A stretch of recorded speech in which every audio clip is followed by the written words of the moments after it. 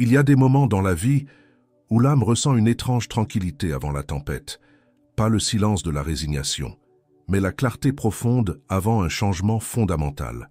Carl Jung a reconnu que certaines âmes, juste avant de rencontrer leur véritable amour, traversent une transformation tout à fait particulière, une que très peu de gens vivront jamais. Que se passe-t-il dans une âme rare pendant ces derniers instants avant la grande rencontre? Quelles forces invisibles s'éveillent en elle? Et pourquoi l'univers semble-t-il tout mettre en mouvement précisément maintenant? Les réponses changeront à jamais ta compréhension de l'amour, car ce que tu vas apprendre n'est pas seulement de la théorie. Ce sont les lois cachées selon lesquelles les véritables connexions d'âme se déploient et les signes qui te révèlent si tu es toi-même en train de vivre cette transition magique. Juste avant que le véritable amour n'entre dans la vie d'une âme rare, quelque chose de paradoxal se produit. Tout ce qui n'est pas authentique commence à se dissoudre. Les relations qui ne tiennent que par habitude deviennent soudain insupportables. Les obligations qui ne correspondent pas à ta vraie nature te font l'effet de chaîne. C'est comme si l'âme créait instinctivement de l'espace pour quelque chose de plus grand. Jung dirait que l'inconscient se prépare à une réorganisation fondamentale. Ce qui paraît chaotique en surface est en réalité la réorganisation la plus intelligente que la vie puisse accomplir. Cette phase peut être perturbante. Les amis ne comprennent pas pourquoi tu as soudain besoin de distance. La famille se demande pourquoi tu remets en question des traditions qui étaient évidentes depuis des années. Mais ton âme suit une boussole intérieure plus précise que n'importe quel conseil extérieur. Tu commences à dire « non » à des choses auxquelles tu disais automatiquement « oui » depuis des années. Tu t'éloignes des gens dont l'énergie te vide. Tu quittes les espaces où tu dois te travestir. Cette vidange n'est pas destructrice, elle est sacrée. L'univers fait de la place, il nettoie. Il trie ce qui pourrait gêner l'amour à venir. Car une âme rare ne peut recevoir le véritable amour que si elle est libre des compromis qui l'ont maintenue petite. Cette grande vidange a une autre dimension. Tu commences à percer à jour les dépendances émotionnelles. Les gens que tu croyais indispensables se révèlent être des vampires énergétiques. Les situations que tu jugeais importantes se démasquent comme des distractions insignifiantes. Jung a reconnu que l'individuation, le fait de devenir soi-même, exige parfois des séparations radicales. Pas par manque d'amour, mais par amour pour sa propre vérité. L'âme rare apprend à distinguer ce qui la nourrit de ce qui ne fait que l'occuper. Dans cette période de vidange, quelque chose de merveilleux se produit. Le silence devient ton allié. Tandis que d'autres craignent le vide, tu commences à l'apprécier. En lui, tu trouves une clarté impossible dans l'agitation du quotidien. Tu entends pour la première fois depuis longtemps ta propre voix. Pas celle qui veut plaire aux autres, mais celle qui exprime ta vérité la plus profonde. Cette voix sera la boussole qui te guidera vers ton véritable amour. La vidange est aussi une purification. Les vieilles croyances sur l'amour basées sur le manque et la peur sont balayées. Tu commences à comprendre que l'amour ne signifie pas s'abandonner soi-même, mais se trouver si complètement que tu peux donner à partir de l'abondance. Tandis que les structures extérieures s'effondrent, quelque chose d'autre s'éveille. Une autorité intérieure plus forte que toutes les opinions extérieures. Les âmes rares, juste avant leur véritable amour, développent une capacité presque surnaturelle à distinguer ce qui est authentique de ce qui ne l'est pas. C'est comme si un sixième sens s'ouvrait, un détecteur de vérité qui ne faillit jamais. Tu sens immédiatement quand quelqu'un porte un masque. Tu reconnais la manipulation avant qu'elle ne soit prononcée. Tu ressens l'énergie d'une personne avant même qu'elle n'entre dans la pièce.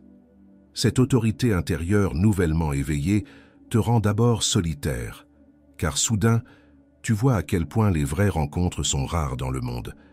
La plupart des conversations sont des jeux de surface. La plupart des connexions sont des transactions. La plupart des gens se cachent derrière des rôles et des attentes. Mais cette clarté est un cadeau.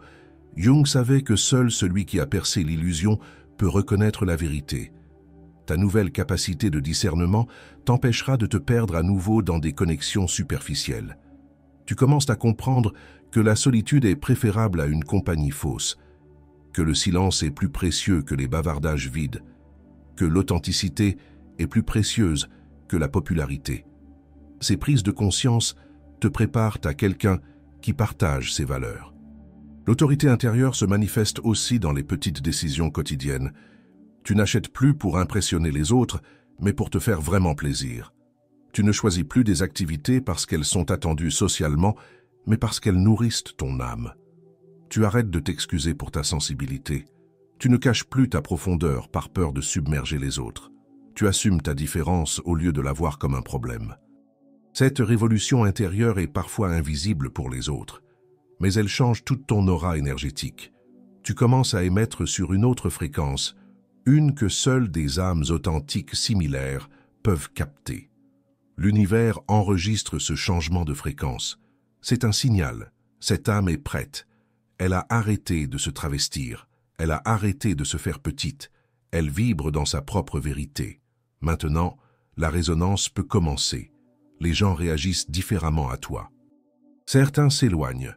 Ils sentent que ton authenticité menace leur masque. D'autres sont mystérieusement attirés. Ils aspirent à l'authenticité que tu rayonnes. Tu deviens un miroir pour les autres. En ta présence, ils ne peuvent s'empêcher d'être plus honnêtes. Ta clarté intérieure les force à l'introspection. Cela fait de toi un catalyseur de transformation, une qualité que ton futur partenaire d'âme reconnaîtra. Juste avant que le véritable amour n'arrive, l'univers commence à parler une autre langue. Les synchronicités s'accumulent à un point qui dépasse toute explication rationnelle. Tu penses à quelqu'un et tu le rencontres le lendemain. Tu as besoin d'une réponse et tu la trouves dans une conversation fortuite. Tu doutes de ton chemin et tu reçois une confirmation du ciel bleu. Jung a reconnu dans ces synchronicités la preuve d'un principe de connexion qui va au-delà de la cause et de l'effet. L'inconscient collectif commence à dialoguer de manière particulière avec l'âme individuelle. Cette phase peut sembler magique, mais elle est en réalité une conséquence naturelle de ton alignement intérieur. Parce que tu es devenu authentique, tu vibres en harmonie avec le grand tout. Tu es en accord avec le flux de la vie, et la vie répond. Les synchronicités sont aussi des messages de l'univers. Tu es sur la bonne voie, ta transformation est vue. Ta disponibilité pour le véritable amour est enregistrée.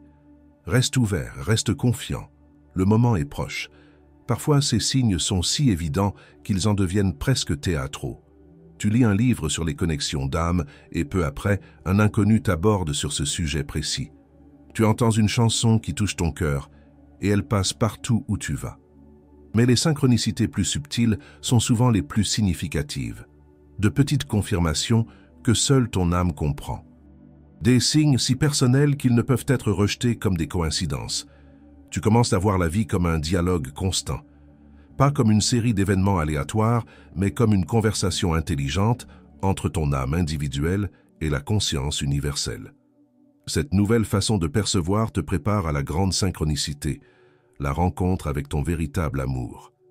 Car quand deux âmes, toutes deux dans cet état d'alignement, se rencontrent, l'univers explose littéralement de signes et de confirmations. Tu apprends aussi à distinguer les vraies synchronicités du wishful thinking. Les vrais signes de l'univers ont une qualité particulière.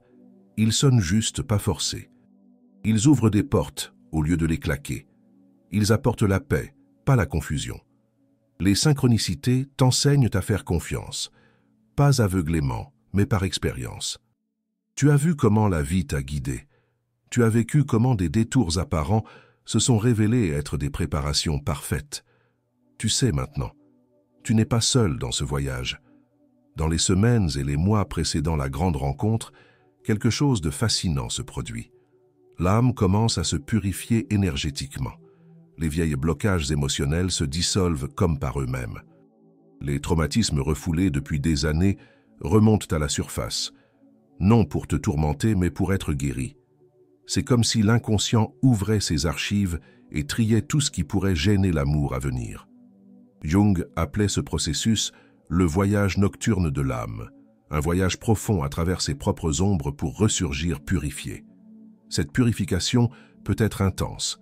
Les rêves deviennent plus vifs, plus émotionnels. Tu te sens parfois comme si tu te débarrassais de couches d'identité anciennes. Des gens et des situations du passé reviennent dans tes pensées, non pour te hanter, mais pour être intégrés et lâchés définitivement. Tu pleures peut-être sans raison apparente. ou tu ressens une profonde tristesse pour des pertes que tu n'as jamais vraiment pleurées. C'est partie du processus de purification. L'âme fait de la place pour une joie pure en revivant toute la douleur réprimée. Physiquement, cela peut se manifester par de la fatigue. Tu as besoin de plus de sommeil, de plus de pause. C'est normal. La transformation est épuisante. Tout ton système énergétique se réorganise. C'est comme un ordinateur qui se défragmente lui-même. La purification se montre aussi dans des besoins changés. Tu as peut-être moins envie de distraction et plus faim de silence. Les divertissements superficiels t'ennuient. Tu cherches des rencontres avec de la profondeur et de la substance. Ton corps devient plus sensible. Tu ne supportes soudain plus certains aliments. Tu as besoin de plus de temps dans la nature. Tu ressens les énergies des autres plus intensément qu'avant. Tout cela sont des signes que ton système s'affine, se raffine pour la grande rencontre.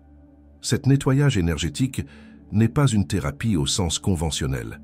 C'est une guérison spontanée initiée par la vie elle-même. Tu n'as pas besoin de forcer quoi que ce soit. Tu dois juste permettre ce qui se passe et faire confiance que chaque douleur qui remonte te rapproche de ta libération. Les vieux schémas qui t'ont saboté dans les relations passées deviennent visibles et se dissolvent. Les peurs de blessures qui t'ont retenu se transforment en courage de vulnérabilité. Les croyances d'indignité sont remplacées par un profond amour de soi. Jung comprenait que cette purification ne se produit pas au hasard. Elle suit une sagesse intérieure qui sait exactement ce qui est nécessaire pour la connexion à venir. Chaque blocage résolu fait place à plus d'amour. Chaque douleur guérie fait place à plus de joie. Chaque peur intégrée fait place à plus de confiance. Puis vient le moment vers lequel tout a convergé. Tu commences à t'accepter complètement. Pas comme un projet à améliorer, pas comme un problème à résoudre, mais comme une création parfaite, exactement telle qu'elle est. Cette acceptation de soi ne doit pas être confondue avec la complaisance ou la stagnation. C'est la reconnaissance profonde que tu es digne d'amour, non à cause de tes accomplissements, non malgré tes faiblesses, mais simplement parce que tu existes. Jung a reconnu dans cette acceptation radicale de soi la clé de toutes les relations authentiques. Seul celui qui s'aime sans division peut être aimé sans division. Seul celui qui a intégré ses propres ombres peut voir les ombres de l'autre sans projection. Tu arrêtes de te comparer aux autres. Tu arrêtes de te juger pour ton passé. Tu arrêtes de t'excuser pour tes particularités. Cette libération de l'autocritique change toute ton aura. Les gens commencent à te voir différemment. Ils sentent ta nouvelle intégrité. Ils se sentent plus détendus en ta présence parce que tu ne t'efforces plus d'être quelqu'un d'autre. Ton authenticité leur donne la permission d'être plus authentique. Cette acceptation de soi se manifeste dans de petits gestes. Tu t'achètes des fleurs, juste comme ça. Tu t'accordes du temps pour des choses qui te font plaisir, sans culpabilité. Tu dis non sans justification. Tu dis oui sans doute. Tu développes une nouvelle forme de soin de soi.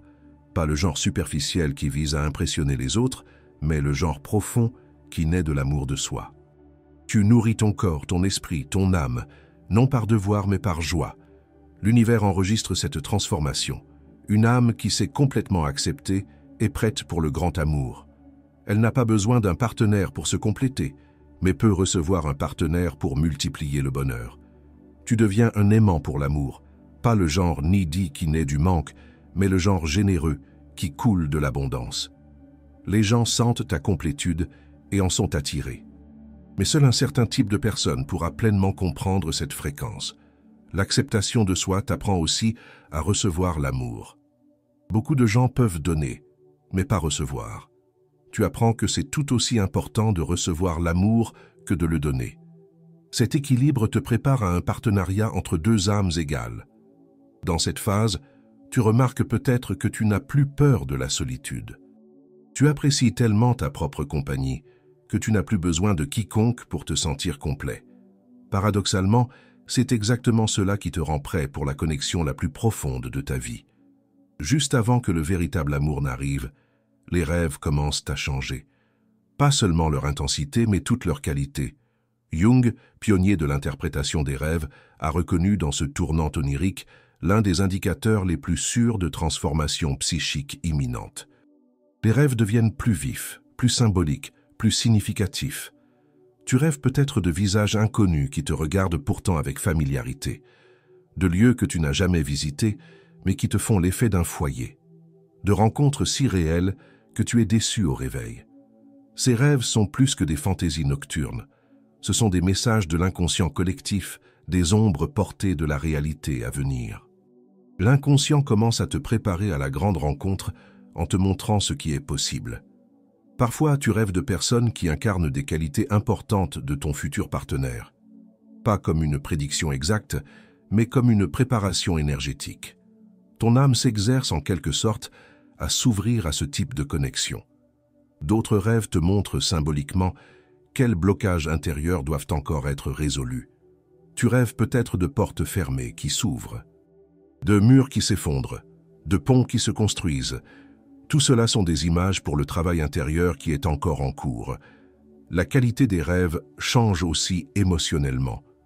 Tandis que les rêves antérieurs étaient souvent marqués par la peur, la confusion ou le stress, ils deviennent maintenant plus paisibles, plus pleins d'espoir, plus aimants. C'est comme si ton inconscient te signalait « Prépare-toi, quelque chose de beau arrive ». Tu commences peut-être aussi à avoir des rêves prophétiques. Tu rêves de situations qui se produisent peu après, ou tu rêves de personnes que tu rencontres. Ces rêves te montrent que tu es dans un état particulier de connexion avec la conscience plus large. Jung a reconnu que de tels rêves surviennent toujours avant d'importants tournants de vie. Ils sont comme un système de navigation de l'âme qui t'aide à t'aligner sur ce qui vient. Tu apprends à écouter tes rêves, à les apprécier, à décoder leurs messages. Le changement des rêves montre aussi que ta conscience s'élargit, tu deviens plus réceptif aux énergies subtiles, aux intuitions, à la guidance spirituelle. Cette sensibilité t'aidera à reconnaître ton véritable amour quand il viendra. Parfois, les messages des rêves sont si clairs qu'ils ressemblent à des instructions directes. Va à cet endroit, lis ce livre, parle à cette personne. Si tu suis ces impulsions intérieures, tu te déplaces dans la bonne direction pour la grande rencontre. Le tournant onirique est aussi un signe de ta maturation intérieure. Jung voyait dans la capacité à avoir et à comprendre des rêves significatifs un indicateur de complétude psychique. Tu es prêt pour une relation d'égal à égal parce que tu as appris à dialoguer avec ton propre inconscient. Dans les derniers jours et semaines avant la grande rencontre, quelque chose de magique se produit. Ton cœur recommence à chanter. Après peut-être des années de prudence, de protection, de retenue émotionnelle, quelque chose s'ouvre dans ta poitrine comme une fleur qui a attendu le printemps. Ce n'est pas la naïveté qui revient, c'est la sagesse, une certitude profonde que tu es devenu assez fort pour aimer à nouveau. Que ton cœur n'a pas seulement survécu au voyage à travers l'obscurité, mais en est sorti plus fort. Tu ressens une anticipation qui n'a rien à voir avec les circonstances extérieures. Une joie intérieure qui naît de la certitude que quelque chose de merveilleux se prépare. C'est comme si ton âme fredonnait une chanson que seule elle connaît, la chanson de l'union imminente. Cette ouverture retrouvée du cœur se manifeste dans tous les domaines de ta vie. Tu souris plus souvent. Tu chantes sous la douche. Tu remarques la beauté dans les petits moments. Tu te sens vivant d'une manière que tu avais presque oubliée. Jung dirait que l'archétype de l'amant s'éveille en toi. Pas l'amant needy qui aime par manque, mais l'amant mature qui aime par abondance. Tu es prêt à donner, non parce que tu dois, mais parce que tu veux. Cette ouverture du cœur te rend plus attractif, pas seulement physiquement, mais énergétiquement. Les gens sentent ta nouvelle vitalité. Ils se sentent revigorés en ta présence. Tu agis sur les autres comme un élixir de vie. En même temps, tu développes une nouvelle forme d'espoir. Pas l'espoir désespéré qui s'accroche à des pailles, mais la confiance calme basée sur l'expérience. Tu as vu comment la vie t'a guidé. Tu fais confiance à son déroulement futur. Tu commences à voir et à sentir l'amour partout, dans la nature, dans l'art, dans les rencontres fortuites. C'est comme si tu marchais à travers le monde avec des yeux d'amour. Cette nouvelle perception te prépare à reconnaître l'amour aussi dans une autre personne. La peur de la blessure n'a pas disparu, mais elle ne te domine plus. Tu sais que l'amour comporte toujours un risque, mais tu sais aussi qu'une vie sans amour est le plus grand risque de tous. Tu choisis le courage plutôt que la sécurité.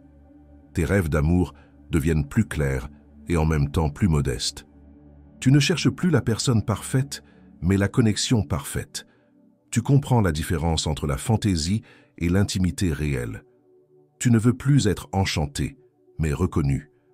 Cette ouverture du cœur est le dernier signal dont l'univers a besoin. Une âme prête à aimer et à être aimée, qui a appris ses leçons, guéri ses blessures, intégré ses ombres. Maintenant, elle est prête pour la plus grande aventure de toutes. Et puis, commence le grand final. L'univers lance son orchestration avec une précision qui dissipe tout doute sur l'intelligence de la vie. Les synchronicités deviennent des symphonies, les hasards des chorégraphies, les rencontres des tournants parfaitement arrangés.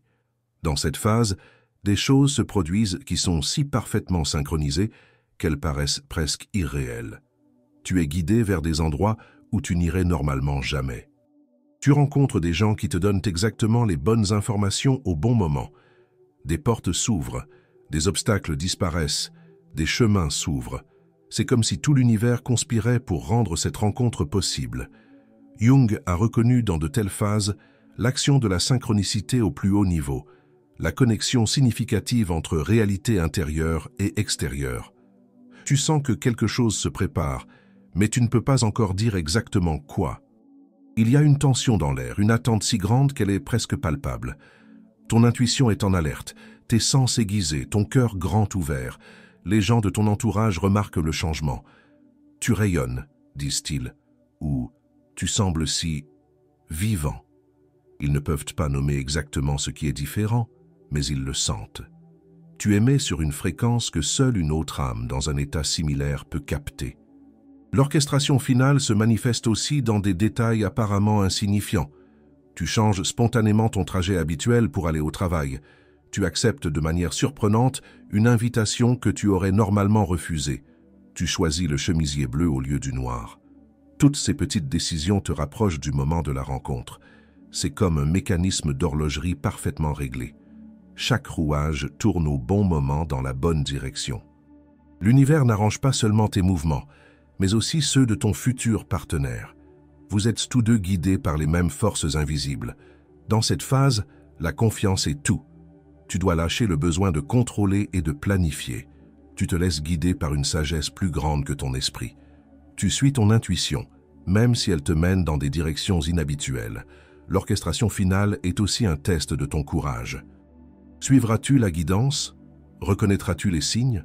Seras-tu prêt pour le saut dans l'inconnu quand le moment viendra? L'univers est patient avec les âmes rares, mais il attend aussi une participation. Tu dois contribuer à la chorégraphie. Tu dois être présent, attentif, prêt. La magie se produit dans la collaboration entre l'intelligence cosmique et la disponibilité humaine. Jung comprenait que ces orchestrations finales ne sont jamais aléatoires. Elles suivent les patterns plus profonds de l'inconscient collectif, les archétypes qui unissent les amants depuis les débuts de l'humanité. Tu deviens partie d'une histoire ancienne qui se raconte toujours à nouveau. Le temps de la préparation touche à sa fin. Les tests sont réussis, les leçons apprises, les blessures guéries. Tu es devenu qui tu devais être pour être prêt pour cet amour. Maintenant, l'univers commence à tisser les derniers fils. Bientôt viendra le moment vers lequel tout a convergé, la grande rencontre. L'union de deux âmes qui ont parcouru le long chemin de la préparation. Et quand cela se produira, tu comprendras que chaque étape du chemin était nécessaire. Puis, cela arrive. Pas comme dans les films avec une musique dramatique et un ralenti, mais calmement, naturellement, comme si l'univers poussait enfin un soupir de soulagement. Tu rencontres une personne et quelque chose dans ton âme dit « Te voilà, enfin ». Ce n'est pas un éclair de reconnaissance, mais un éveil doux, comme la première lumière de l'aube qui vient si progressivement que tu ne pourrais dire quand exactement la nuit s'est terminée. Tu regardes dans des yeux qui semblent te connaître, avant même que vous vous soyez présentés. Jung décrivait de tels moments comme une reconnaissance, le retrouvail d'une âme que la tienne connaissait déjà. Ce n'est pas l'amour au premier regard au sens romantique, mais la reconnaissance au premier regard au sens spirituel. La conversation entre vous coule comme un fleuve qui, après une longue sécheresse, porte enfin de l'eau. Vous parlez de choses quotidiennes, mais sous la surface, vos âmes communiquent dans une langue que vous comprenez tous deux parfaitement. Le silence est aussi naturel que la parole. Tu ne te sens pas nerveux ou excité, mais calme et chez toi. C'est comme arriver enfin après un long voyage. En présence de cette personne, tu peux te détendre complètement, peut-être pour la première fois depuis des années. La rencontre a une qualité d'intemporalité. Les heures passent comme des minutes. Vous pouvez discuter pendant des heures sans que cela devienne ennuyeux. Mais vous pouvez aussi rester assis en silence l'un à côté de l'autre sans que cela soit gênant. Il n'y a pas de jeu, pas de stratégie, pas de masque. Vous vous rencontrez dans votre vérité, et cette vérité est belle. Tu remarques que tu n'as pas besoin de t'efforcer d'être intéressant. Tu es intéressant, simplement parce que tu es toi. L'attraction physique est là, mais elle est différente de tout ce que tu as connu auparavant. Elle ne naît pas du manque ou du désir de complétude, mais de la joie de la résonance. C'est l'attraction entre deux personnes entières, pas entre deux moitiés. Tu sens immédiatement que cette personne non seulement tolère ta complexité, mais l'apprécie. Ta profondeur ne lui fait pas peur. Ta sensibilité n'est pas un problème à résoudre, mais un cadeau à valoriser. Dans les premières conversations, vous découvrez des parallèles étonnants dans vos parcours de vie. Pas des expériences identiques, mais des leçons similaires. Vous avez tous deux parcouru le chemin de la découverte de soi. Vous avez tous deux appris à percer les connexions superficielles. Vous avez tous deux traversé l'obscurité et trouvé la lumière.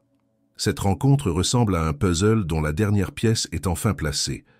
Pas parce que vous vous complétez, mais parce que vous formez ensemble une image plus grande que la somme de vos parties.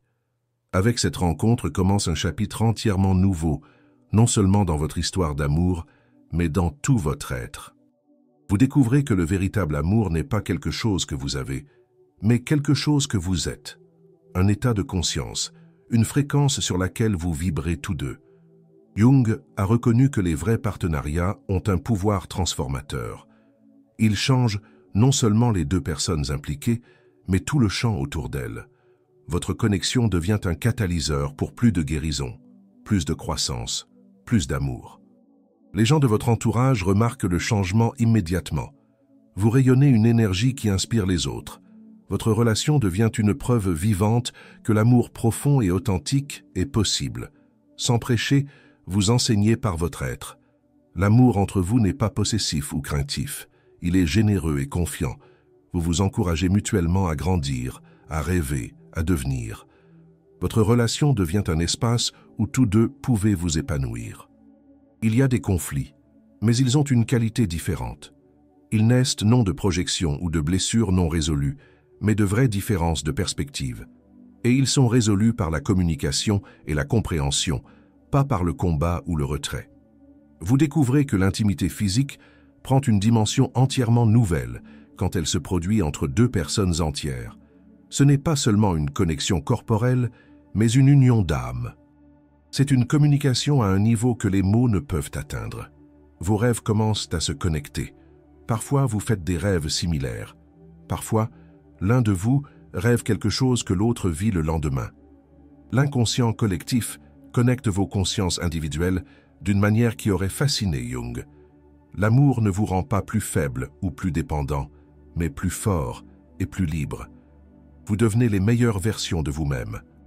Pas par pression ou critique, mais par acceptation inconditionnelle et encouragement. Ensemble, vous commencez à comprendre que votre connexion a un but qui va au-delà de votre bonheur personnel. Vous êtes destiné à montrer au monde ce qui est possible. Votre amour devient une lumière dans un monde qui a souvent oublié que de telles connexions existent. Cela ne signifie pas que tout est parfait. Vous êtes toujours des humains avec des défauts et des faiblesses. Mais vous affrontez ces imperfections avec humour et compréhension. Vous vous aimez non malgré vos erreurs, mais y compris elles. Le temps passé avec cette personne ressemble à un miracle continu, pas parce que des choses spectaculaires se produisent tous les jours, mais parce que le quotidien devient soudain sacré. Un petit déjeuner partagé devient un rituel de connexion. Une promenade devient une méditation à deux. Vous développez vos propres traditions, votre propre langage, vos propres rituels, mais jamais d'une manière qui exclut les autres. Votre amour est inclusif, pas exclusif. Il trace des cercles de connexion au lieu d'ériger des murs de séparation. Ce qui commence avec le long voyage d'une âme rare ne s'arrête jamais vraiment, car le véritable amour n'est pas seulement une expérience personnelle, mais une contribution évolutionnaire. Jung comprenait que chaque connexion d'amour authentique élève la conscience collective de l'humanité. Vos enfants, si vous en avez, grandissent avec une compréhension saine de l'amour. Ils apprennent par votre exemple que les relations peuvent être basées sur l'égalité et le respect. Ils porteront cette sagesse dans leur propre connexion et continueront ainsi la chaîne de guérison. Mais même sans enfants, votre amour a un effet transformateur sur votre entourage. Les amis voient en vous ce qui est possible et élèvent leurs propres standards. Les inconnus sentent votre harmonie et sont encouragés à ne pas s'arrêter à des connexions superficielles. Vous devenez des gardiens conscients d'une sagesse ancienne, que l'amour est la force la plus puissante de l'univers. Pas le genre sentimental et superficiel d'amour dépeint dans les films, mais la force transformatrice et guérissante que Jung a reconnue dans ses insights les plus profonds. Votre relation devient une œuvre d'art vivante, pas parfaite au sens où aucun problème ne survient, mais parfaite au sens où vous avez appris à voir les problèmes comme des opportunités de croissance. Les conflits deviennent des occasions de compréhension plus profonde. Avec les années, votre connexion s'approfondit. Ce qui a commencé comme une reconnaissance devient une fusion d'âmes qui préserve néanmoins leur individualité. Vous devenez deux notes qui, ensemble, créent une harmonie plus belle que chaque note seule. D'autres couples viennent vers vous pour apprendre. Pas parce que vous donnez des conseils, mais parce que vous êtes un exemple. Vous montrez par votre vie que les contes de fées peuvent devenir vrais. Pas les contes superficiels des médias, mais les contes profonds de l'âme. Votre amour devient un legs qui dure au-delà de votre vie physique. L'énergie que vous générez ensemble, la guérison que vous opérez, l'inspiration que vous donnez, tout cela coule dans le champ collectif et rend plus facile pour d'autres âmes rares de trouver leur propre véritable amour. Jung croyait que le but ultime du développement humain est l'individuation, devenir ce que l'on est vraiment. Pour les âmes rares, le véritable amour est à la fois le catalyseur et le couronnement de ce processus. Dans la rencontre avec l'âme sœur, on devient complètement soi-même. Tandis que tu lis ces mots, tandis que tu attends peut-être encore que cette prophétie se réalise dans ta vie, accroche-toi à une vérité. Tu n'es jamais seul. L'univers connaît personnellement chaque âme rare. Il a un plan pour toi, aussi unique que ton empreinte digitale. Chaque jour que tu attends est un jour de préparation. Chaque expérience que tu fais te forme en la personne que tu dois être pour reconnaître et recevoir ton véritable amour. Chaque moment de solitude t'apprend la différence entre être seul et se sentir seul. Les signes que Jung a décrits, les phases que nous avons explorées, ils ne sont pas seulement de la théorie. Ce sont la réalité vivante de millions d'âmes rares qui ont parcouru ce chemin avant toi. Tu fais partie d'une histoire plus grande, d'un plan plus grand. Fais confiance au processus. Fais confiance à ton voyage. Fais confiance au fait que l'univers sait ce qu'il fait. Ton véritable amour n'est pas seulement une possibilité, c'est une certitude. Le seul facteur inconnu est le timing, et même cela est parfaitement orchestré. D'ici là, vis, grandis. Aime-toi si complètement que tu puisses donner à partir de l'abondance quand le moment viendra. Reconnais les tests comme des cadeaux. Vois le temps d'attente comme une préparation.